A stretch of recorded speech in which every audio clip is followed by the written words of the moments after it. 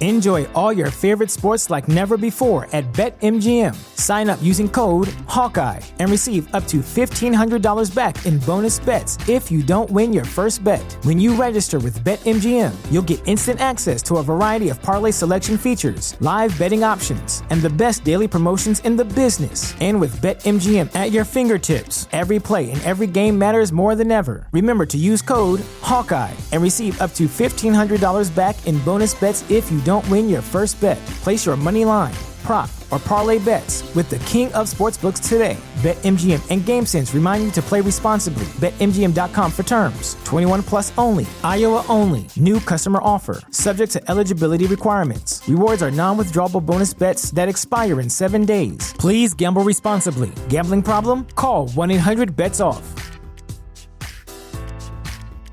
What's the easiest choice you can make? Window instead of middle seat? Picking a vendor who sends a great gift basket? Outsourcing business tasks you hate? What about selling with Shopify?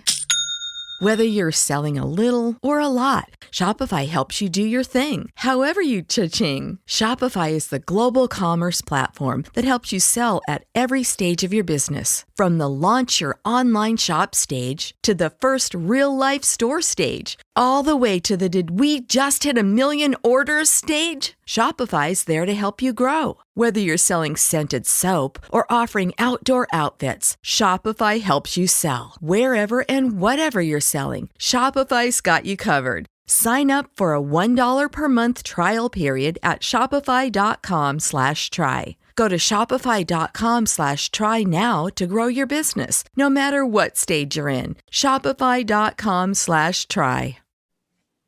No music, no intro.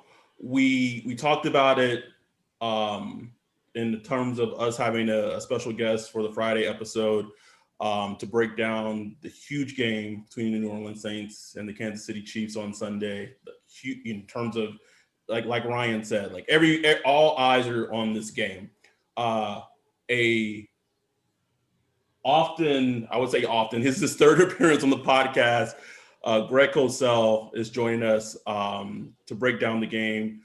First and foremost, Greg, thank you so much for just, giving us a little bit of your time and talking about such a huge game. No problem at all. Look forward to being with you guys. So let's just get right into it. The big news that came out today, reported by Adam Schefter of ESPN, is that Drew Brees is slated to play against the Kansas City Chiefs. Ryan and I, when we recorded our preview pod on Wednesday, we postulated that Brees would play, but now we have that confirmation. Just in terms of the Saints offense, how does that change things when that offense is going against the Kansas City defense? Well, there's a number of elements to that. I think Brees is obviously a timing and rhythm player. That's what he is, far more so than Taysom Hill. Obviously, Taysom Hill had timing and rhythm throws because that's built into any pass offense. And certainly Sean Payton wants his offense to function that way, the pass offense, obviously. But Brees is solely a timing and rhythm player, whereas Taysom Hill can do more than that. Now, Brees is obviously a far better timing and rhythm player than Taysom Hill. Brees is a high-level timing and rhythm player. So we'll see how that plays out. He's also now missed, 4 or 5 weeks, something along those lines. Yeah. And when you watch tape of the Chiefs on defense, two things really stand out on Steve Spagnuolo's defense. Number one, they play a lot of man coverage. And number two, they blitz. And even though Brees gets the ball out quick, there will be longer yardage situations in the game, as there are in every game. I would not be surprised to see Steve Spagnuolo heat up Brees a little bit. It's his first game back, and it'll seem fast, certainly at first, no matter what his experience level is. So I would expect that you would see Spags heat up the Saints and Brees a little bit. Yeah, with that said, Brees is coming off a pretty, tough injury, 11 ribs broken, had a punctured lung. And when you look at the Saints offense, particularly the offensive line, if you wanted to just spot a weakness, you would look at the interior of that offensive line with Pete, who's had a few rough snaps. The Nick Eason, he's out with a concussion. So the rookie, Cesar Ruiz, looks to probably be playing full-time that game. He's had some struggles. Eric McCoy is, going against Chris Jones and Frank Clark, and not to mention the blitz packages you talking about with Steve Spagnuolo. I would think that would be kind of an area that we should kind of focus on early in the game, right? Yeah, and I'm just seeing right now that Michael Thomas has been ruled out. So that to me enhances the possibility of increased pressure, because now you're dealing with receivers that I think Spags would feel pretty comfortable getting up and playing press man to disrupt receivers, to prevent Breeze from having the quick throws in the timing and rhythm pass game. So I would expect to see a very aggressive Chiefs defense. Ooh. Yeah, that's huge news that just literally was just tweeted out regarding Michael Thomas being out. What is his injury that requires him to be out? So Nick Underhill reported that he had a flare-up of his high ankle sprain injury that he sustained in week one when that put him out on the high ankle sprains. Man, I had a bunch of those back in my misbegotten youth playing basketball, and they take a long time. Oh yeah. I hate them. You just hate to see them because you just know it's going to be one of those things that linger around for a while. Oh well. Yeah, I mean, that completely changes the complexity, because something that as a strength that the offense did do well when Taysom was starting is that Michael Thomas just started to get into a groove. He was looking like his own self, having 100+ yards games. So I guess my question to you, Greg, is how do you see potentially the Saints offense attacking the Chiefs defense? And Ryan and I talked about, like, to us, it can't be a game where Sean Payton's just calling numerous passing plays and, the offense going out and just putting Kansas City's offense back on the field. They have to kind of keep Patrick Mahomes and that Chiefs offense on the sideline as much as they can. Yeah, but they're still going to get the ball. I've never been, again, this is a personal philosophy of mine. I'm not a believer in keeping the opposing offense on the sideline for this reason. They're still going to get 8 or 9 possessions. Yeah. So, yes, can it mean something? Yes. I'm not suggesting it means nothing, guys, but I think it's hard for that to be your game plan approach. In other words, you could have specific times in a game where you say, hey, if we can possess the ball now, that would really help with the pace of the game as the game's playing out.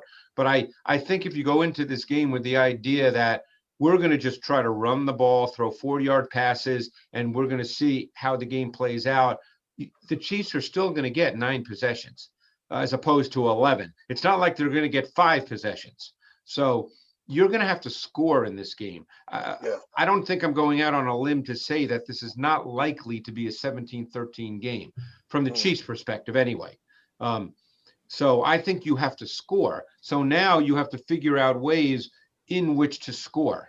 So I think that you're getting into now scheming to try to create those opportunities, because you may not just be able to line up and do what you might normally do if you had all your weapons. So now it becomes schemed plays. And by schemed plays, I don't necessarily mean gimmick plays, although you could see, jet sweeps, orbit reverses, anything to try to create an explosive play. Ideally, Kamara comes back in big as a receiver because he wasn't as big as a receiver with Taysom Hill. So Kamara could become a fascinating player as a receiver. Maybe you see more snaps of Kamara and Latavius Murray on the field together, with the idea that Kamara ends up being more of a receiver. Right. And I think, like you pointed out, points are going to be so crucial in this game. And, obviously putting up points is crucial in every game, but Patrick Mahomes and that offense. Ryan, you sound very sad about this, Ryan. I feel bad for you. You sound like you're struggling here. You dropped that news break on me with Mike Thomas, which I kind of saw coming, but it's just like, this is going to be pretty daunting. But with that said, the offense, has put up points this year, with Drew Brees, with Taysom Hill. You know, they have experience playing without Michael Thomas. He has missed a lot of games. So I'm just trying to think, what would, if you had to point out a real weakness of this Kansas City Chiefs defense? We saw, you know, the Raiders kind of go toe to toe with them twice in in division matchup. You know, yes, but what are some things that the Raiders or other teams have been able to kind of take advantage of against this defense? Well, just one quick point before we get to that. The fact that Drew's starting does not mean that Taysom Hill will not see any snaps. I think you'll still see him get snaps. Now, I can't sit here and give you a quantifiable number, but I think you'll see him take snaps because you're going to need to try to create and orchestrate and manufacture explosive plays. So I think Taysom Hill will be a part of that. As I said, I can't sit here and say he's going to play 8 snaps or 12 snaps, whatever, but I think he will be a part of that. So with the Chiefs, I mean, I think people feel ultimately that you can throw the ball against them if you can protect well. I know Ward went out last week, the corner. I don't know what his injury status is. I did not look that up. So he might not be the starting corner. He started all year, and he's a pretty solid player. Not a big name that people know about, but Ward's a solid corner. So I think you can feel ultimately that you can throw the football. And obviously, Tyrann Mathieu is a great player in my view, and he does a lot of different things for them. This is a team that plays. They play nickel, they play dime, depending on the situation. I think they're overall solid in the secondary. So, but you have to try to create explosive plays in the pass game. They're not. I think the Saints will try to run the ball, but I don't think you can go into this game and say, you know what, Murray and Kamara, they're going to combine for 200 and we're going to control the ball for 38 minutes. I don't think you can think like that going into this game, but maybe I'm wrong. I've been known to be wrong once or twice, so maybe I'm wrong. So Ryan and I spent a long part of the preview show talking about Saints defense, Dennis Allen going against the Chiefs offense, and the type of plan. It's so hard to contain the Chiefs offense. And Adam, what did you come up with? I said I would use the game plan similar to the Raiders and Paul Gunther used, rushing 3 or 4 and just dropping a lot in the coverage and making it a game where you're just not conceding. So you're talking about playing zone coverage.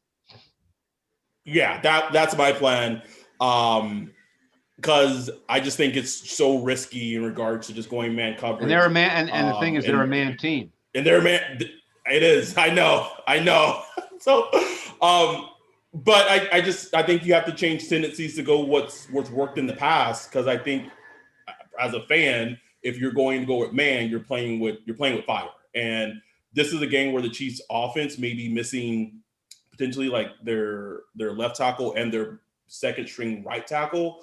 So it's the onus me and Ryan talked about. The onus is really going to be on the front 7 to try to dictate the matchups and win their matchups for them, the Saints defense, to be effective.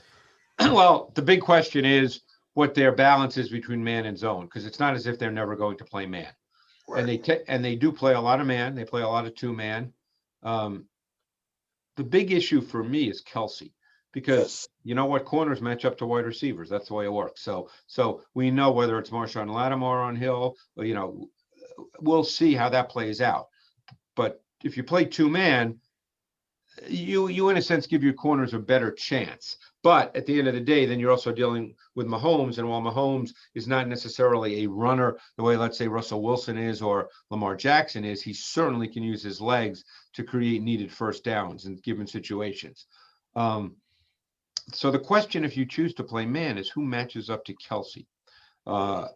And normally over the last month or so, while this defense has played exceptionally well, Malcolm Jenkins has been the tight end matchup. Right. At the expense of offending Malcolm, I'm not sure he can match up to Kelsey. So if you're going to play man, the question is, who do they feel matches up? To me, I would look at someone like P.J. Williams because he was a college corner, play corner coming up till he got essentially moved to safety. He's a big kid. He's got some physicality to him. He's someone I would consider. I would even look at C.J. Gardner-Johnson, who basically plays almost every snap. I mean, this is a sub defense. They play about 90% of their snaps out of sub. But Kelsey, to me, becomes the big issue. I mean, the guy's leading the league in receiving yards. He's leading the league in first downs on catches. He is the guy that is really difficult to match up to. Yes, I agree. He is the key. I believe he is the key. As dangerous as Tyreek Hill is, and he is dangerous. And they definitely have to have a plan for him. But, through the course of a game, I mean, Kelsey can really make life miserable. So I mean, yeah, like you said, I mean, I would think they would probably try Malcolm Jenkins on him, but I would think they would have to come up with a direct plan for him because you just can't let him ruin your day. No, but and again, you might see a lot of sort of mixed man zone concepts. I mean, Dennis Allen's been doing this a long time, and I know Dennis, and I think he's really, really good.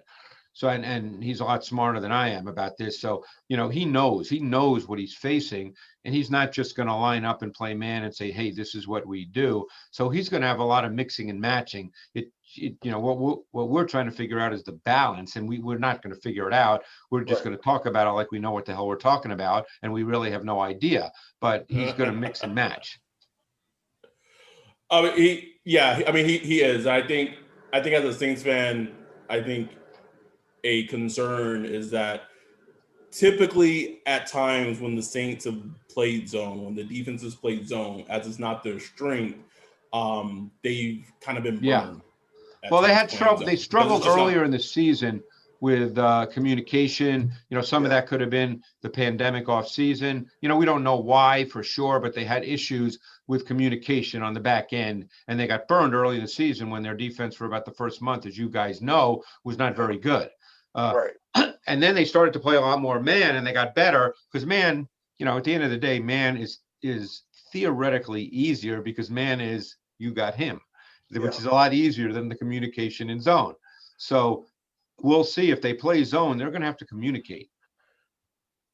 And Greg, can you tell us? You talked a lot about Dennis Allen and something that goes on with all football fans, well, sports fans in general, where we live in the moment. So Saints defense kind of had a rough game last week against your Philadelphia Eagles, and a lot of the talk was Dennis Allen is trash, or he doesn't know what he's doing.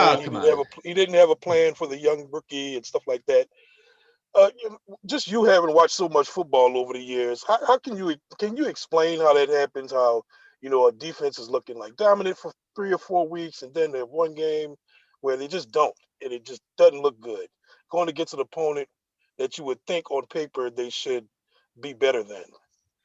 Well, first of all, it's not like the Eagles put up 500 yards. So let's begin there. But here's the way I would answer that question, and some of this answer is just my thoughts as opposed to, an X and O statement. My guess is that they had a sense going into the game of what they might expect, but they didn't know for sure because it was Jalen Hurts' first start. Mm-hmm. Secondly, they had no idea as to Hurts' movement ability until you're actually on the field with him. Now, I wouldn't say he's Lamar Jackson, but he moves pretty well. And I think until you're actually on the field with a guy who moves really well, you just don't know. And then there were really just a couple of really important plays. Like I said, the 82-yard touchdown, and obviously that happened, but the score at that point was 7-0. And if that touchdown does not happen, we might be having a different conversation. And then maybe Dennis Allen isn't stupid like everybody might think he is, and that was a play where, to me anyway, I thought Quan Alexander went into the wrong gap, but that's what I saw. It was completely obvious. So there was a mistake made, and then Malcolm took a bad angle as the post safety, and he took a bad angle, and Sanders was off to the races. And don't forget, it was also a game in which Taysom Hill threw that interception, which gave the Eagles a short field. And that was, by the way, an unbelievable defensive scheme by Jim Schwartz. That was just a great defensive call. Because that was a screen pass to Kamara, and it was just a great defensive call that caught Taysom Hill by surprise. So, a couple of things happened in that game, but, it wasn't as if the Eagles just put up points after points after points. So I think you have to be careful. And obviously this game against the Chiefs is a very, very different opponent offensively. They are. And something that stood out to me that Malcolm Jenkins said during one of the, the pregame meetings with, the Fox crew. I don't remember what game I was watching when he said it, but he said that the moment for him where the defense clicked for him as a player was a game against San Francisco in terms of when they played the Niners with Kyle Shanahan's motion and just everything that he does to a defense schematically, that when the Saints defense played them, they were able to communicate. They didn't get fooled. They didn't take the cheese, anything like that. They just did their job. And for him, that's when he knew that they were onto something. Ryan and I talked about this on Wednesday. If the 49ers game, even the offense was beat up by the 49ers, playing the Chiefs is going to be a doctorate course in that same type of approach with, jet sweeps with number 10. Andy Reid throws a lot of things out of defense. So I guess the quote unquote simple question is, what does a defense do to ensure that they do their jobs and not get fooled and, just stick with their assignments? Well, obviously, if you're a man, it's easier. If you're in zone, then you start getting into all those things that go along with zone, which is assignment, eye discipline, starting with alignment, assignment, eye discipline, all these things that coaches preach and preach and preach and always sound good in the meeting room and the night before in the hotel, in the ballroom. But then when they're happening at full speed and it's Tyreek Hill going in motion and then he goes in return motion and then all of a sudden it's just you just have that 1/2 beat of uncertainty and you're stuck. And obviously every coach, when they play the Chiefs, will harp on something, and this is not profound, but they'll still harp on it, is that we do not want to give up big plays. That is the key. And it's, again, it's easy to say. Every coach will say it. It's not a brilliant statement. I'm not breaking news here, but at the end of the day, you cannot give up, 40, 50, 60-yard touchdown plays to the Chiefs. You need to make them have to work a little bit to score. Now they can work to score. We're not shutting the Chiefs out here, but you cannot give up those plays. And it's very easy for me to sit here in my office at NFL Films and say that. It's easy for coaches to say that throughout the week. And then the players get on the field and all of a sudden one misstep and a guy's behind you. Yeah. And we just saw this past weekend, the Chiefs against the Dolphins. Yeah, I mean, Mahomes threw 3 picks, and then all of a sudden it's late in the third quarter and they're up 30-10. Oh, it's unbelievable. It's unbelievable. It's funny you said that because I literally tweeted that. Like it's insane. And that's why Ryan and I talked about when there are times where the Chiefs offense goes in lulls, they'll get 3 and outs, they'll look mortal, because the defense is doing their job. And we just harped on when we talked about on Wednesday, teams that typically lose to the Chiefs is when you're making the Chiefs punt and the offense goes on the field and they're not putting up 7 points, not field goals, 7 points.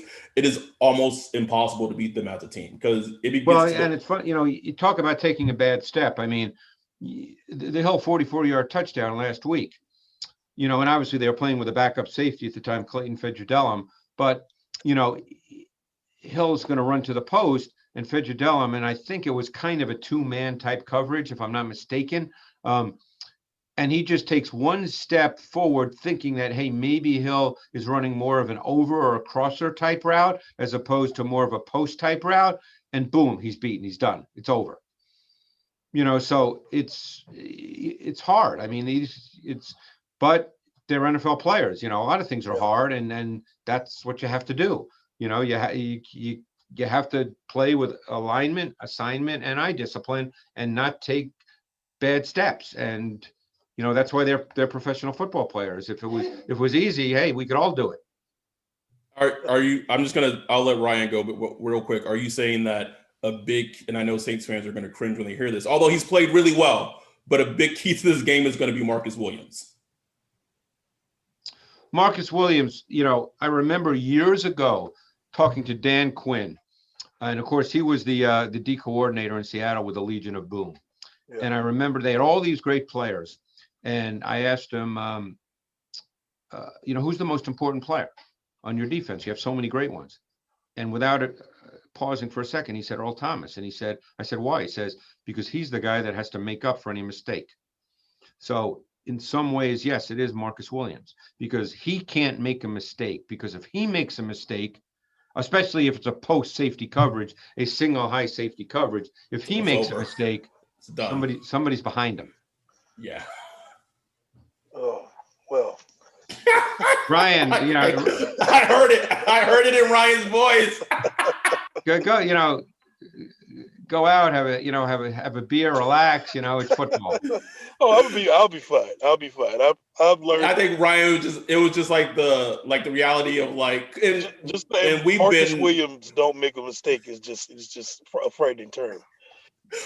Although he's played extremely well these last 4 weeks, he's played great. But I get it.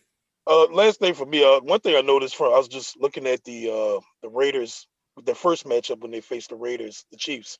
They used Arden Key a lot as kind of like a spy. They did. Yeah, they absolutely did.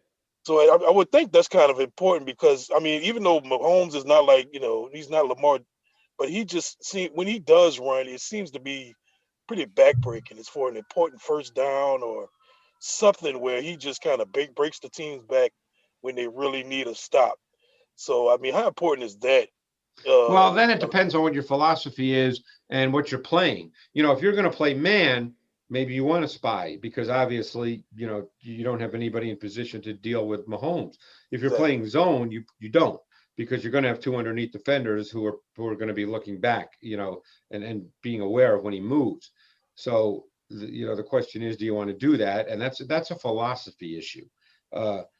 So we'll see. I mean, we've seen them do that before. They have two linebackers.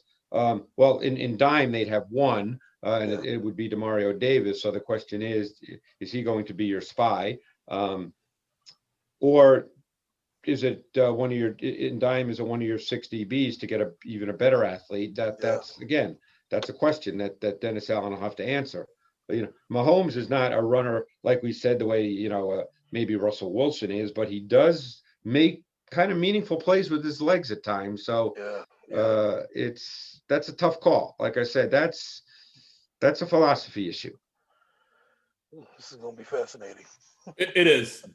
I've equated this game in terms of a Saints game, in terms of just the importance of it. It's similar to when the Saints played the Steelers in 2018, Steelers to when the Saints played the 49ers last year. It's just the upper echelon game in terms of importance for them to be in the mix for a number one seed in the NFC.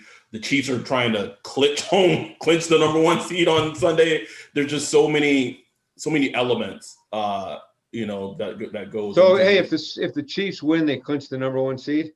I believe I don't have it in front of me, but it goes a long way for them to getting the number one seed. Yeah, it's funny with all the stuff I do. I just don't. I wait till all that happens, and then I read it and they tell me. I don't try to figure out or read about all the permutations beforehand.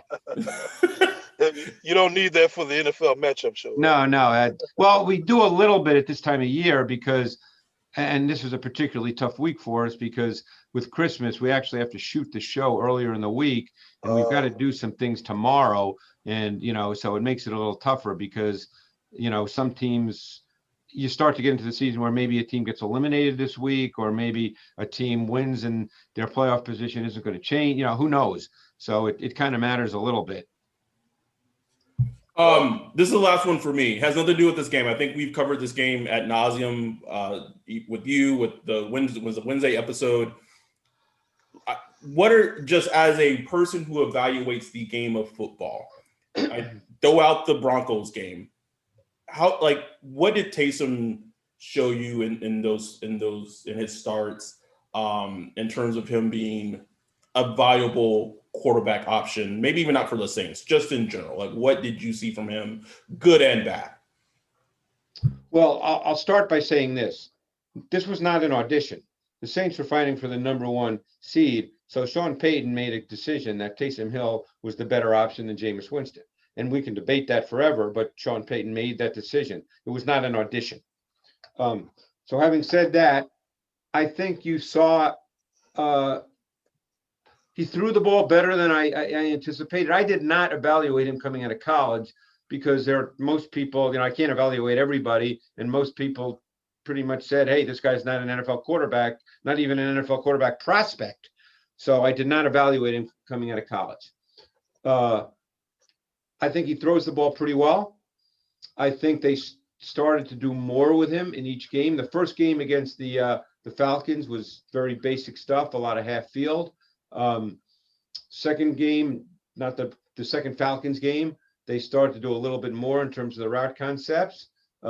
This game, I thought he was impressive coming out in the second half when they were down 14-0 and they had to throw the ball a bit. And I thought he did a pretty good job. So I thought overall, for a guy was not a big time college quarterback in terms of the pass game, I think he's actually kind of incrementally improved. And I think there's something there.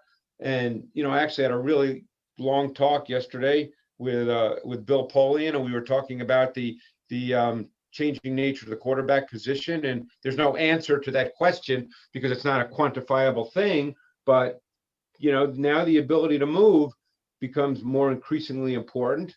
The design run element becomes increasingly important. So I think there's a place for Taysom Hill. I can't sit here and tell you, he'll be a top 5 guy or a top 10 guy, or, I don't do that anyway. But, I think that he can be a viable starting NFL quarterback.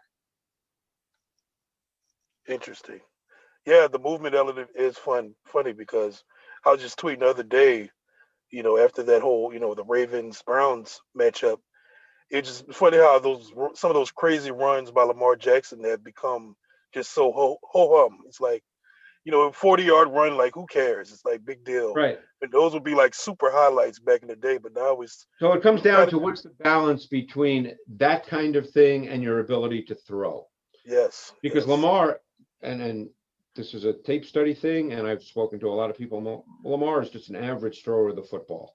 Yeah, So yes. The question becomes, what's the balance? As we start evaluating more and more quarterbacks who grow up like this and have unbelievable athletic ability, Lamar might be one of those guys who's just truly special, but that style of quarterback who has very good athletic ability and maybe is a C- thrower or a B+ or a B- C+ thrower, where do they stand when you try to transition them to the NFL? That's going to be an interesting question going forward. It is. We don't have anything else, Greg, but before we let you go, we'd be remiss if we didn't talk about your work that you do. You can find Greg on the Ross Tucker podcast with his weekly spots. Also, the big thing that Ryan and I love, is the ESPN matchup show. I still don't know why they have you guys on so freaking early. Like, it's a disservice to you guys. Hey, I you know what? That's not my call, so I just show up and do my job. I know, Greg. I know, but you could. What time does it air? Is it like 6 a.m.? Well, it airs. You know what?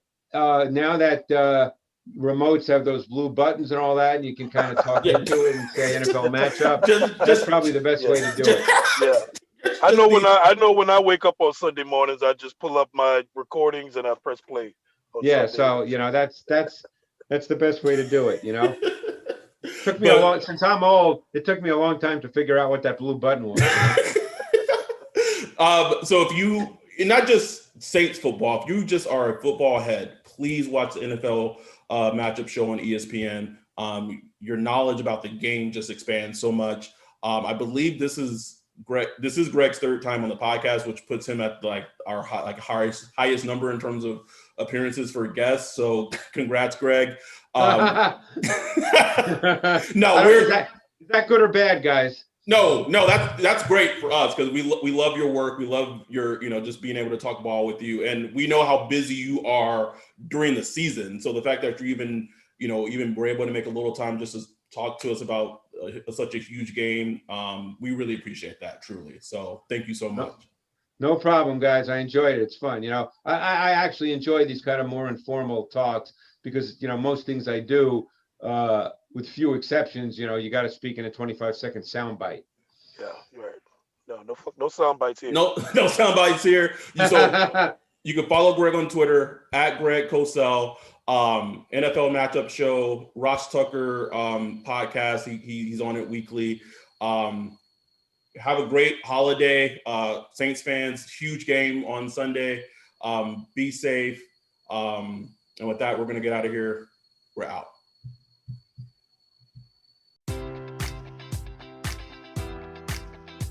Enjoy all your favorite sports like never before at BetMGM. Sign up using code Hawkeye and receive up to $1,500 back in bonus bets if you don't win your first bet. When you register with BetMGM, you'll get instant access to a variety of parlay selection features, live betting options, and the best daily promotions in the business. And with BetMGM at your fingertips, every play and every game matters more than ever. Remember to use code Hawkeye and receive up to $1,500 back in bonus bets if you don't win your first bet. Place your money line, prop, or parlay bets with the king of sportsbooks today. BetMGM and GameSense remind you to play responsibly. BetMGM.com for terms. 21 plus only. Iowa only. New customer offer. Subject to eligibility requirements. Rewards are non-withdrawable bonus bets that expire in 7 days. Please gamble responsibly. Gambling problem? Call 1-800-BETS-OFF.